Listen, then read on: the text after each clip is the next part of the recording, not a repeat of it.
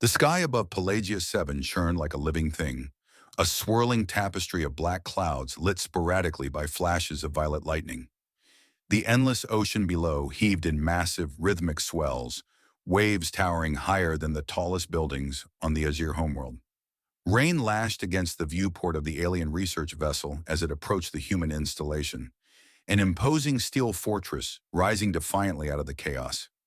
Xiv'Tal, a scientist and emissary of the Azure Dominion, adjusted their translator device and stared at the structure ahead. This was Poseidon's Anvil, humanity's crown jewel on this unforgiving planet. The humans had done what no other species in the Galactic Coalition could: extract hydrocarbons from beneath the volatile, storm-wracked oceans of Pelagia 7. The descent onto Pelagia 7 was turbulent, even for a seasoned Azure like Xiv'Tal. Their transport shuttle bucked and jolted as it broke through the planet's thick, storm-laden atmosphere. Sheets of rain lashed against the hull, and the violent winds made the controls vibrate in protest. Outside the viewport, visibility was nearly non-existent, just dense, roiling clouds and the occasional flash of lightning. When the shuttle finally broke through the lower cloud layer, the scene below was no less foreboding. Xiv'Tal's scanning goggles swept over an expanse of endless, churning ocean. Not a single landmass or discernible life form broke the monotony. The water was a dark, metallic gray, its surface marred by towering waves that seemed to claw at the sky. In the distance, the structure came into view. An offshore oil rig perched precariously in the middle of this hostile sea. It rose from the water like some ancient leviathan, its spindly legs disappearing into the depths below. The platform itself was a maze of scaffolding, pipes, and towers, illuminated by harsh, artificial lights that glowed dimly in the fog.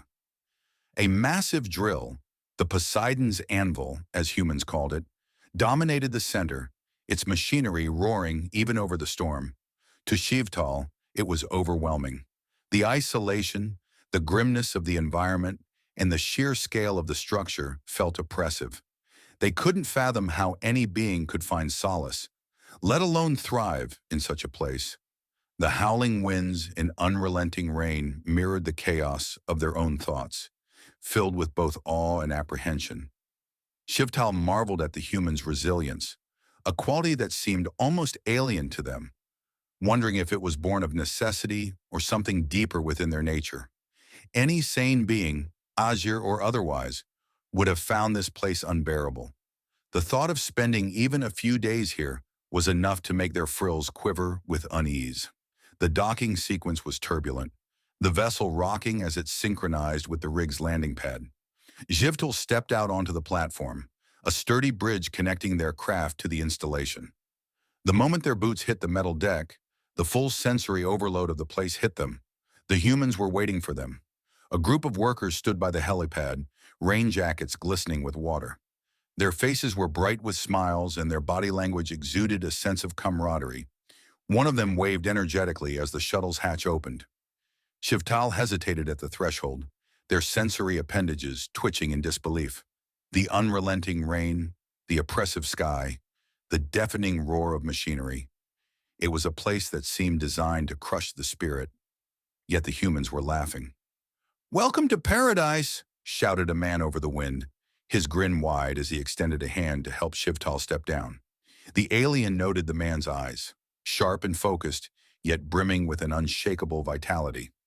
As Xiv'Tal stepped onto the deck, the humans surrounded them, clapping each other on the back and exchanging jokes as if they were at a festival rather than a metal island in the middle of a hostile ocean. A gust of wind sent a spray of salt water across the group, but no one flinched.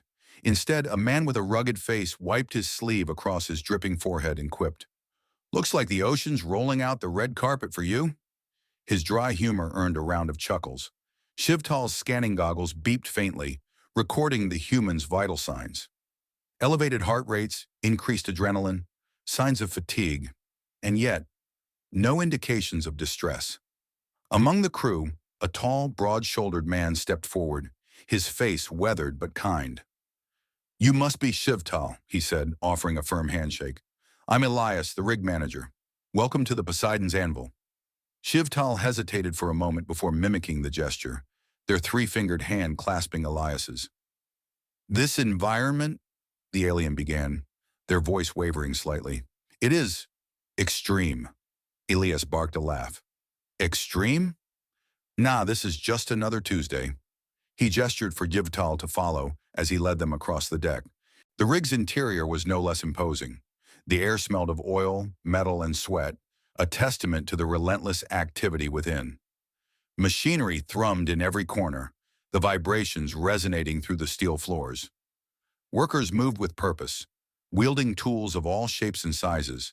One carried a plasma cutter that sparked as it seared through corroded piping, while another carefully calibrated a holographic display monitoring pressure levels. Nearby, a mechanic knelt beside a massive pump, his hands slick with grease as he tightened a critical valve.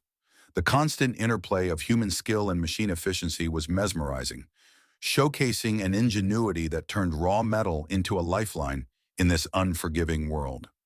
Workers bustled about, some carrying tools, others monitoring holographic displays. Despite the chaos, there was an undeniable energy to the place, a rhythm that the humans seemed to move with effortlessly. You'll get used to it, Elias said, noticing Xiv'Tal's wide-eyed expression as they passed a massive pump station. Out here, it's all about adapting. That's what we humans do best. Xiv'Tal's first stop was the mess hall, where a small group of workers was taking a break. The room was stark and utilitarian, with steel tables bolted to the floor and a single monitor displaying weather updates. Yet the atmosphere inside was anything but grim.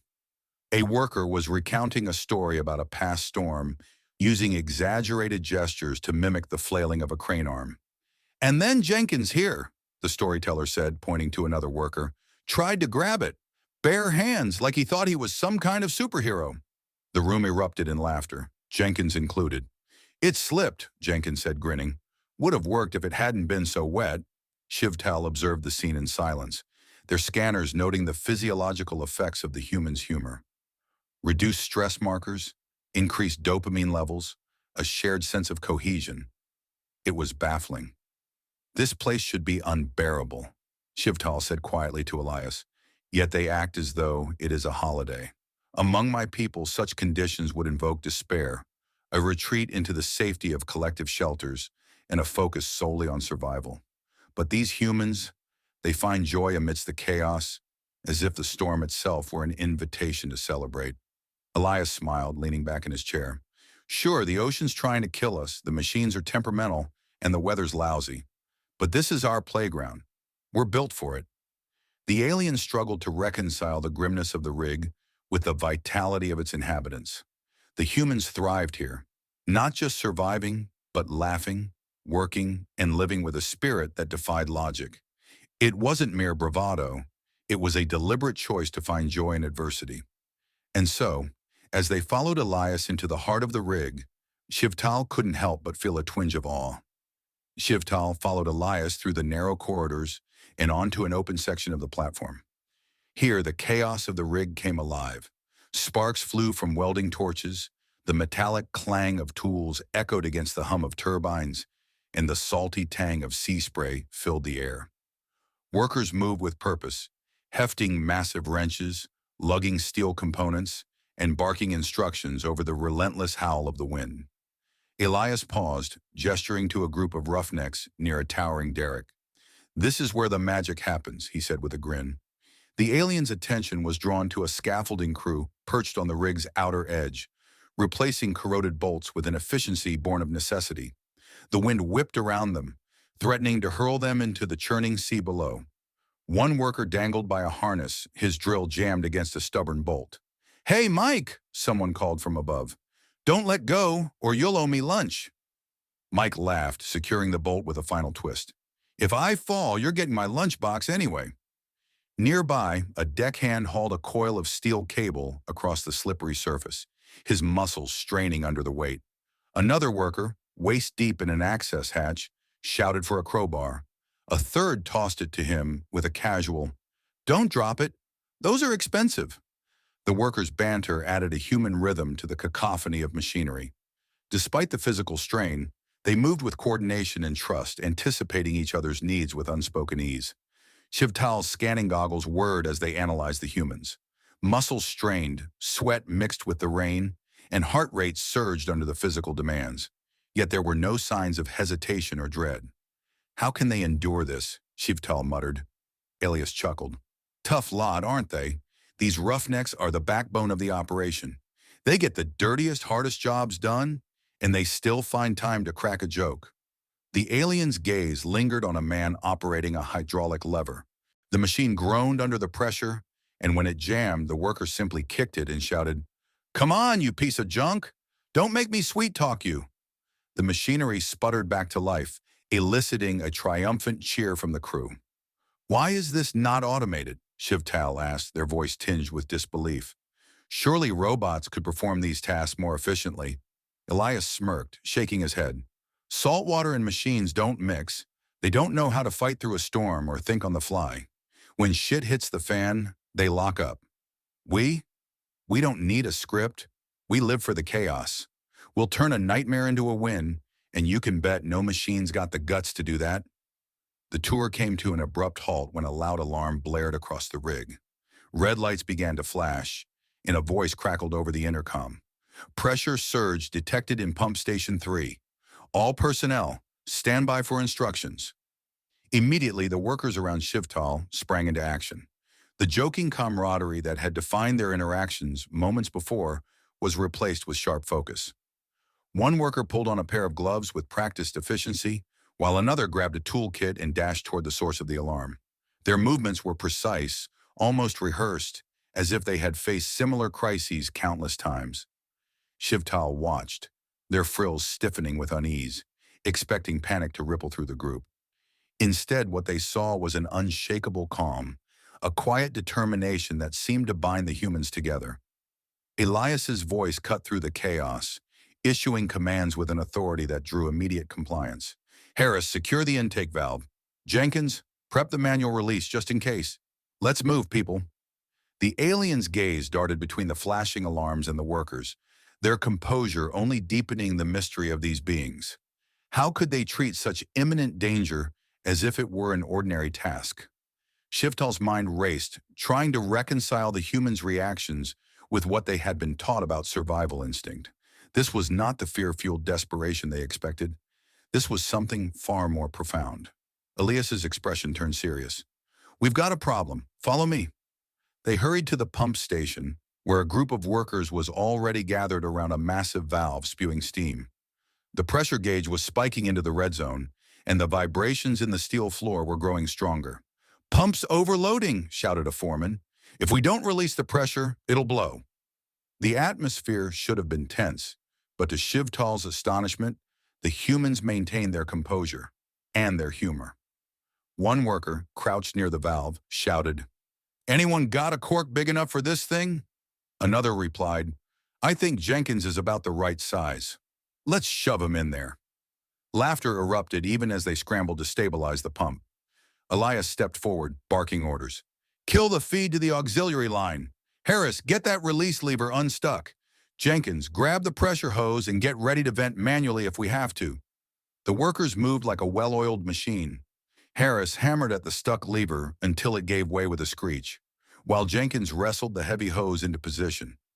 Steam hissed and sprayed as the pressure began to equalize, but not before the pump gave one last violent shudder. When the crisis passed, the crew erupted in cheers and exchanged high fives. Elias clapped Jenkins on the back. "Good work, team. Drinks are on me tonight." Xiv'Tal stood at the edge of the scene, their frills quivering in astonishment. The humans had faced a potentially catastrophic situation with laughter and camaraderie, yet their actions had been precise and coordinated. "You laugh in the face of danger," Xiv'Tal said to Elias, their voice filled with awe. "You treat calamity as though it is a mere inconvenience." Elias grinned. "That's how we survive. If you let the fear get to you, you're already lost. Out here, we've got each other's backs. That's all the insurance we need." For the first time, Xiv'Tal began to understand. It wasn't just strength or adaptability that set humans apart. It was their unyielding spirit, their ability to find joy even in the darkest moments. As the workers dispersed, returning to their duties with laughter still lingering in the air, Xiv'Tal followed Elias deeper into the rig. The alien felt a growing sense of admiration and curiosity for the species they had once thought they understood. Xiv'Tal stood at the edge of the platform, gazing into the endless abyss of the ocean. The sea was an ever-changing monster, its towering waves crashing against the legs of the rig with relentless fury. It felt alive, a sentient force that tested the will of those who dared challenge it. To Xiv'Tal, the ocean symbolized the ceaseless trials humans faced, relentless yet met with unyielding defiance. The waves that clawed at the rig mirrored life's challenges, powerful and unending, yet the humans refused to yield. The alien couldn't help but see the ocean as both adversary and companion to these beings, its very hostility forging their resilience. It wasn't just a backdrop to their lives, it was a crucible, shaping and tempering their indomitable spirit. The horizon stretched infinitely, a dark expanse of water and storm clouds, as if the planet itself were trying to repel intruders. For most beings, it would have been a sight of despair, a hostile wilderness designed to break both body and mind. Yet here stood the humans. They did not merely endure this place, they tamed it. The ocean, with its unrelenting rage, was not their enemy, but their domain. They wrested oil from the depths of the planet, not out of desperation, but out of defiance. Their drills pierced the heart of Pelagia 7, reaching into the bowels of the world where no light, no life dared to venture.